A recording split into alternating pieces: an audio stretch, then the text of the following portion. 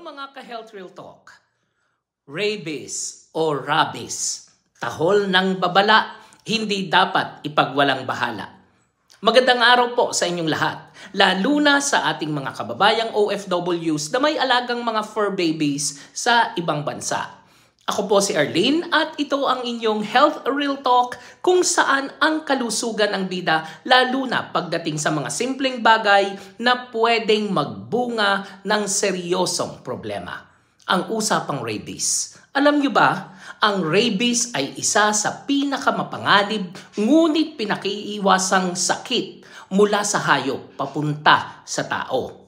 At yes, kung ikaw ay may alagang aso o pusa, o kahit nadikitan ka lang ng isang ligaw na hayop, kailangan mong makinig dito. Ano ang rabies?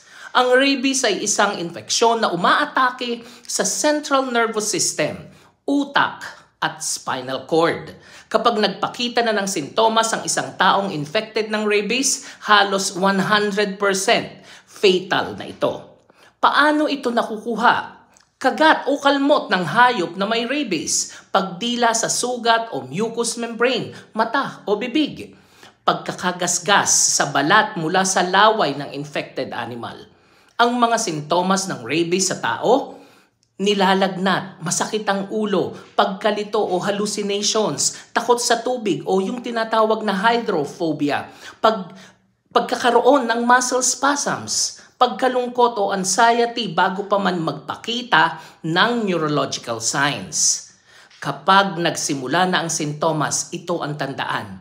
Madalas ay wala na itong lunas.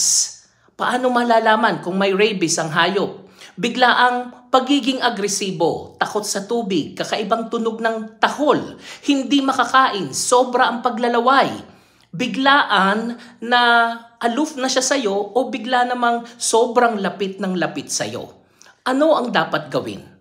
Kapag nakagat o nakalmot ng hayop, hugasan agad ang sugat gamit ang sabon at flowing water ng 15 minutes. Magpunta agad sa pinakamalapit na health center o ER. Pero kung dito sa Middle East or Saudi Arabia, pumunta agad sa government hospital para maturukan ng anti-rabies.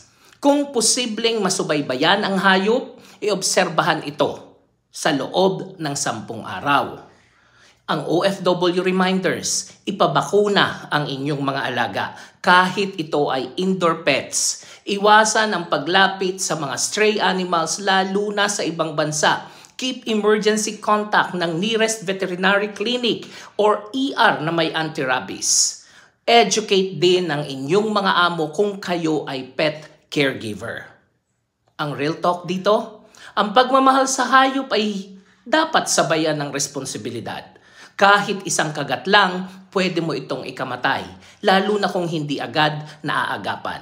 Kaya OFWs, fur parents, at lahat ng may pusong mapag-aruga, alamin, iwasan at kumilos. Ako po si Arlene para sa Health Real Talk, Real Care para sa bawat Pilipino.